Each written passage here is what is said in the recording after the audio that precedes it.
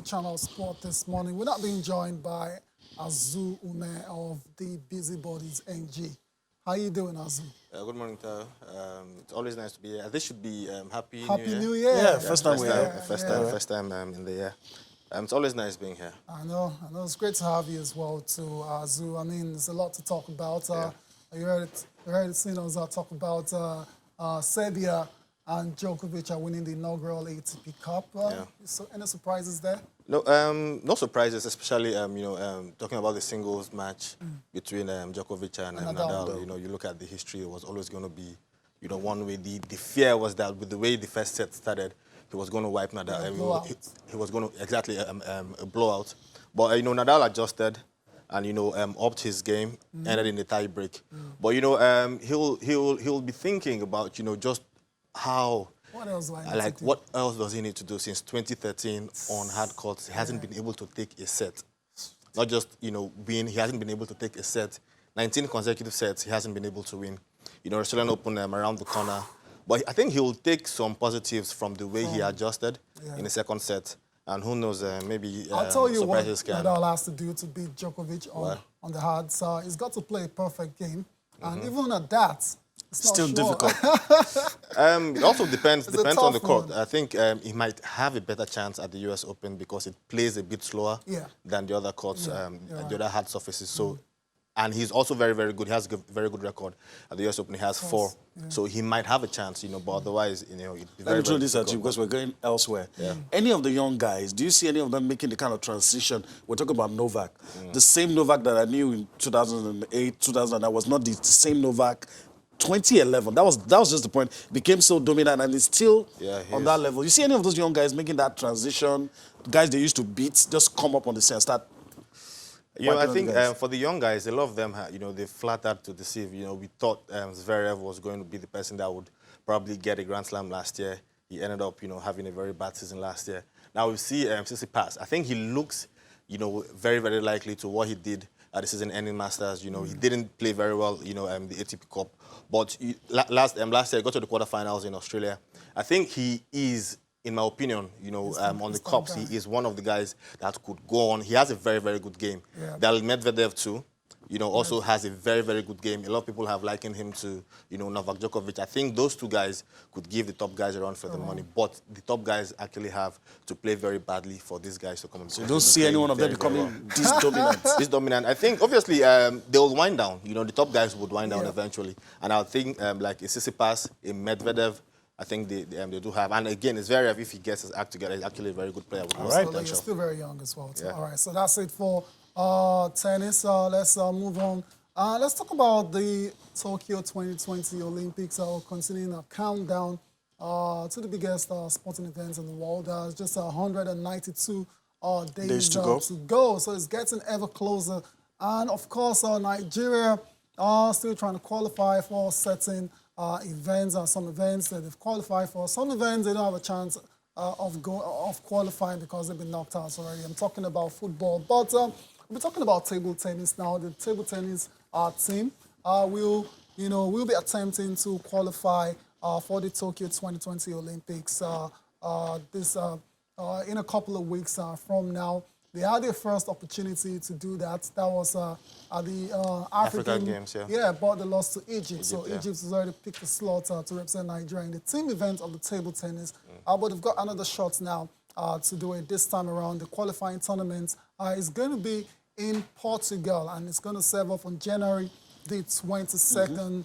And what are your expectations for that one? Because it's a very, very loaded field.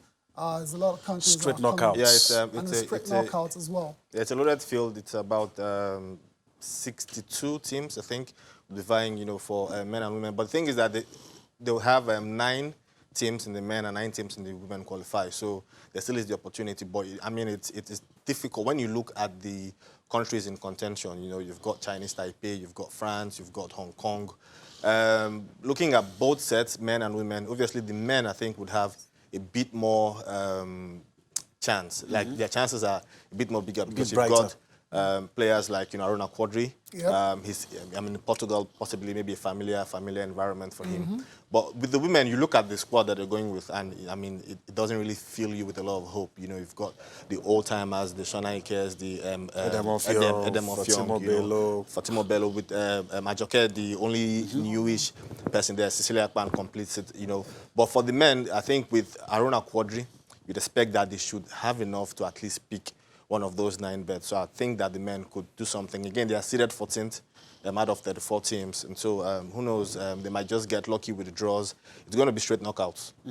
So they have to be on their game. 5 games, 4 singles, 1 doubles, straight knockouts. They have to be on their game, and hopefully, we might see them at the Olympics. All right, so it's over to Aruna Quadri, Olajide guys? Omotayo, Segun Toriola. There's also Bode Abiodun, and the junior sensation. Yeah, Machitayo, I think, getting him on the world stage, give him this sort of exposure. He's like 14 or 15 years old. Very young guy. Very young guy, and who knows, we might just see another world beater in the mold of the Toriolas and the Autonomusas. Exactly, because Quadri's not going to play forever. Exactly. All right, the women will be represented by Edem Ofiong, Olufunke Oshonaike, Fatima Bello, Ajoke Ojomo, as well as Cecilia Akpan. Wishing them all the best for that competition. From tennis, table tennis, let's come back home and talk about football on the continent as the CAF Confederation Cup, where 2 Nigerian representatives were in action on Sunday. Enyimba International, the People's Elephants were in action, as well as Rangers International were in action as well, to 1 win and a draw for the 2 Nigerian sides. So mixed fortunes, really. That's confirmation Group of A the results. results in Group A. Rangers and Adibu played a 1-1 draw. Pyramids just running away with everything. Yeah, they've become the first team to qualify, actually. They've won all 4 games, 12 points, perfect. For Rangers, it's sad. It's not looking good. I think the first time I was here, I said they weren't going to qualify out of the group. Yeah, 2 points from 4 games. 2 points from 4 games. With the way they started, lost at home. And then you've got 2 Egyptian teams in your group, and you're going to go to Egypt. You don't think that they're going to win. And then, they had a good draw away at Mauritania. You thought that maybe they would have built on that at home. A team making their debut in CAF competitions, and they had to rely on a penalty in the 68th minute to get a draw. I think it's very, very sad. The appointment of Salisu Yusuf hasn't quite worked out. The desired in the league it's been horrible. On the continent it's been horrible. The chances of qualifying, all but gone. They go away, and then they play both Egyptian teams in their next 2. All right, so let's have a clearer picture. Let's see the standings. Yeah, they don't come harder than that. Let's see the standings, and so you can understand what Azu's trying to let us know. Let's start with Group A.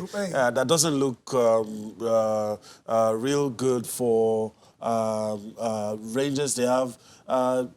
Okay, there's a little. Rangers have just 2 points. Yeah, there you go. They've got Pyramids, 2 points there, right there. 12. Yep. Is there any scenario, any mathematical chance? Yeah, mathematically, yes. There's still 2 because points. At least they're playing Al-Masri and Pyramids. Yeah. So they could chop off points from these 2. It's not looking like it. No, I'm saying mathematical. Mathematically, yes, it's possible. They win their next 2 games and they stand a chance of qualifying because next 2 games would be against Al-Masri already. Pyramids already qualified. Yeah. Al-Masri will play Rangers and then they host Nodibu. So Rangers would have to beat Al-Masri. If they beat Al-Masri, they get up to 5 points and then hope that Al-Masri doesn't or lose against Nodibu, and then they have to win. They have to defeat so the mathematics is still intact. The mathematics is still intact, but realistically, I get it. For a team that can't beat a team from Mauritania at all. Let's go to Group D. Group quickly. D, which looks a bit better for Imba. They're back in the second position. You're just hoping. Asana and Gadera, let's just forget about them. They just look very likely to win the group. So Imba has 6 points now. Imba has 6 points. The victory, Fatayo Shaw's first game, 4 goals, Sterling Dingba getting a hat-trick. It was a shot in the arm for the qualification chances. They play Hassana next in Aba. They have to win. They have to win. If they win, then they go away to San Pedro. San Pedro are the weakest team in the group. They haven't lost at home, but they also haven't won at home. Both games they played at home have been draws. Enyimba have given themselves a very, very good chance of qualifying. They need to beat Hassana then, you know, get How at least many a of draw. the 6 points left do you think they need to get to be sure of qualification as we leave this CAF Confederation Cup? I think 4, 3? Eimba, I think the 4 points should do the magic, because, you know, I think you'd expect Parodi to beat San Pedro. Okay. Yeah. All right. So that's it So it's for. looking great for Eimba, But at but least, also at least we'll get one team in the next round. bleak for Rangers International. Rangers are done and dusted. They're done and dusted, right? It's They're not rest. coming back. All right. Let's move on now. Let's talk about the Nigerian Professional Football League match day 14. Games played across various centers yesterday. And like we said at the start of the show, we have the new leaders on top of the NPFL, and that's Lobby Stars. Well, let's run through the results of games played yesterday. Plateau United, former leaders, held to a goalless draw by Aqua United. What is going on at Aqua? I mean, A 6 resurgence. games in a Incredible. row. A resurgence. Incredible No renaissance. losses. Kennedy Boboye, I think what Rangers were hoping they would have gotten with Salisu is what exactly Aqua have gotten with Boboye. They've actually, Before this draw, 5 consecutive wins. 5 consecutive wins, and this actually is, I think, a 4th straight clean sheet for them. They only conceded in their first game against That was the derby. the 2-1. Yeah, the 2-1 against Dakar that they conceded. Then this is actually the first time that Plateau United will be dropping points, at home in Jos. And Aqua United have been able to go there and do that, and it's fantastic for them. Fantastic results. Let's move on to other matchups. Atlanta with a 1-0 win over Abia Warriors. That match was played at Okigwe Township Stadium. Pillars, of course, and Eimba postponed. Let's go to Kwara United, 2-0 over Katsina United. Kwara United, since the changeover, whatever you call it, they've just, you know, they've hit the ground running. Let me put it that way. No, not exactly. When they changed over, it took them a while, because they lost like the first 2 games. They actually lost at home. The game back into the league, they lost at home. But, you know, since then they've seemed to, you know, they've gotten their acts together, and they've now put on, you know, and they seem now they're able to use their own players. Their own players, and so it's helping them. Yeah, so it's helping them. For Lobby Stars, you know, fantastic all season they've been. This has been underpinned by a very, very good defense. You know, lost just twice all season. They've kept 10 clean sheets in 13 games played. You know, and you know they are top of the league. And they have a game to spare. They actually have a game in hand. Yes. All right, let's move on to the other results of the games played in the NPFL. There's also, Jigawa Stars beating Adamawa United 3-2. Dakar 2-1 over Rivers United. Wiki Tourist lost at home against Sunshine Stars. That was only away victory for match day 14. FC Ifeanyi Uba 3-1 over Warri Wolves. So those are the results for you of match day 14 fixtures in the NPFL. Let's take a look at the table. Of course, it's changed a bit now, and just a few changes here and there.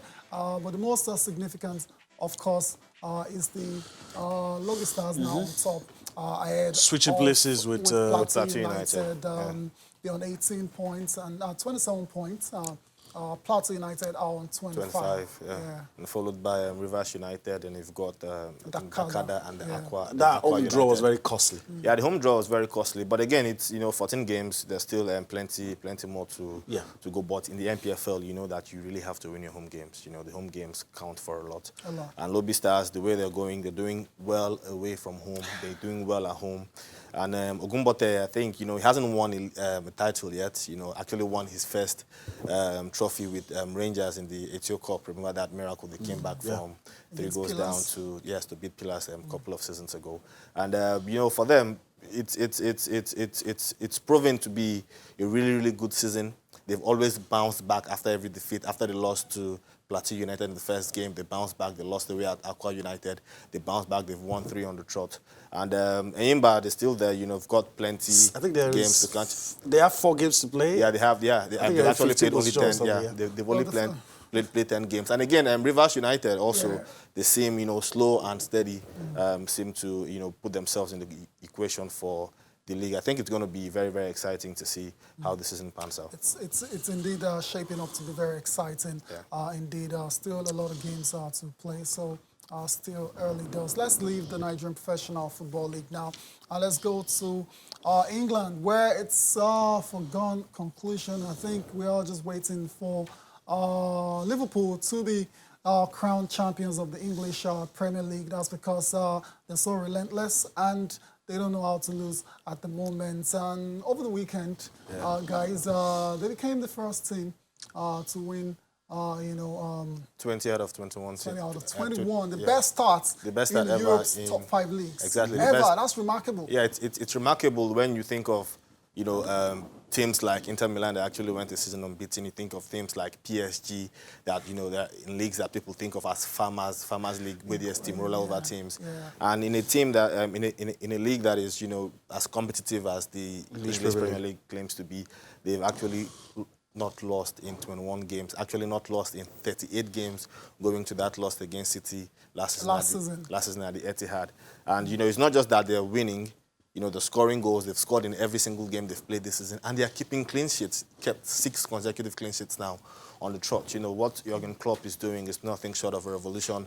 And, that long-awaited title for Liverpool after 30 years. The champion is already on ice. Safe to say this is Liverpool's title. Anyways, let's take it. Let's get the post-match thoughts of Jurgen Klopp. He was asked after that match, just a 1-0 win over Tottenham. And this is what he had to say. Look, I really tried to respond in an appropriate way, to be honest. But when somebody told me, I didn't feel anything. It's just not like that. And I'm football since 50 years or so. And if somebody would have told me that will ever happen, I probably would have said it's not possible. Now it happened and it doesn't feel. So I don't know exactly what's wrong with me. But in the, it's really cool, it's exceptional. I told the boys, we made kind of an analysis directly after the game. I told what we should have done better, what we could have done better. But of course, I know if it would be easy to have that winning streak, then so many more teams would have done it. It's obviously very exceptional. But we didn't think a second before. I didn't, and after the game, somebody had to remind me about it, and so that's obviously exceptional. But if it stays like this, then I can think about in the next 5 years, or after 5 years or so. In the moment, I can just say what we try to do really, with all we have, is still to create a basis for the rest of the season. Yes, Jurgen Klopp there. For him, it's all about the bottom line. The bottom line is going to be winning that title at the end of the season. 61 points from 21 games. That's a remarkable haul. Yeah, it's a remarkable haul. And they actually are on track to garner 112 points if they don't, if they win the remaining of the games. They can actually lose 3 games. Yeah. Draw 1 and still surpass City's record of 100 points. There you go. So that tells you what they've achieved. How great they've been this season. How great they've been this season. And again, every team that has started this way have gone on to win the league title. So it will take a cataclysmic implosion to take a remarkable ton of events it's to stop Liverpool from winning the title. So congratulations in order. For Liverpool, you're champions of the 2019-2020 English Premier League. I hope I'm not getting too ahead of myself. In waiting. Okay, so yeah, man, let's move on from one record to the other. This time, let's talk about an individual player. Who, for me, I think is a bit underrated. Sergio Aguero, that's the guy we're talking about. Sergio Aguero, in case you missed it, scored a hat-trick yesterday against Aston Villa. He's now become the top-scoring foreigner in the English Premier League, overtaking the great Thierry Henry. There you go. For Sergio Aguero, 177 goals. That's a lot. Yeah. And also has the record for the most hat-tricks as well, to 12. Sergio Aguero, what a player. I was saying he is a bit underrated because he doesn't seem to get the plaudits a lot of the other players get. But if you look at his record, it is quite remarkable. 177 goals in 255 games. Yeah, exactly. He's understated. And not just even in the media, also with his peers. It's incredible to think, a player like him hasn't actually won either the PFA Award of the Year, or Player of the Year, or fans, or the Football Writers Award of the Year. It's incredible. Somebody, he's, like you said, the top scoring foreigner in the league. He's number 4 now, level with Frank Lampard. Only 3 other guys ahead of him. Conceivably, he could move to the number 3 spot by himself, because it's just about 10 or 11 goals between him and the Cole now. He has 249 goals for City in all competitions. When this guy came in 2011, a lot of people felt £40 million. Waste of What a money. waste. Yeah, scored a brace on his debut against And he's Swansea. not looked back. Scored that winning goal against QPR. It's going to be remembered forever. It's going to be remembered forever. He's like the best investment that City has ever made. I agree. Let's go time to take a look at the papers. With the few minutes we have left, let's just start with Complete Sports. Our first paper for review for today, and let's see the stories that we have in Complete Sports. The Monday edition. Ndidi loses top tackler lead. That's the top story here. Lobby Peep MFM 1-0. Ekong relishes Udinese's 3 straight wins. A lot of other interesting stories. Picture of Sergio Ramos probably explains why Real Madrid didn't let him go to China. But your reaction to some of these stories? Yeah, I don't think he played at the weekend, so he's out injured. Yeah, he's out injured, so it's no surprise. Yeah. For truth, Ekong spoke with him at the Nations Cup, and he's someone who really wants to do better than he did last season with Udinese, and they've actually, won 3-0 and kept a clean sheet again. And so, that's a good one for him. Going forward, Tristekon, let's go to Sporting Life now. Rogers is lamenting. They're missing Wilfred indeed. Of course, they'll miss him as the best DN in the side. Very interesting story concerning Christian Eriksen is agreed on a 4.5-year deal with Inter Milan. That's according to the papers. Chelsea placed a £45 million fee on Michi Batshuayi. Other stories, Arsenal considered loan move. We'll start again. Suarez out for 4 months. That's the one. That's sad. Yeah, he's out for 4 months. He played the full 90 minutes against Atletico. But he had surgery, I think it was yesterday. He'll be out for 4 months. And, it could be a blessing in disguise. For Griezmann? For Griezmann. It could be a blessing in disguise for Griezmann. He's actually, not really gelled with the whole... position he's playing. Yeah, in the position he's playing. So who knows, with this, he obviously would be the main man now. He'd be the focal point. And, he just might kick on. Who knows? So Barca shouldn't go out to get replacement? No, they do don't have. think they will. They should.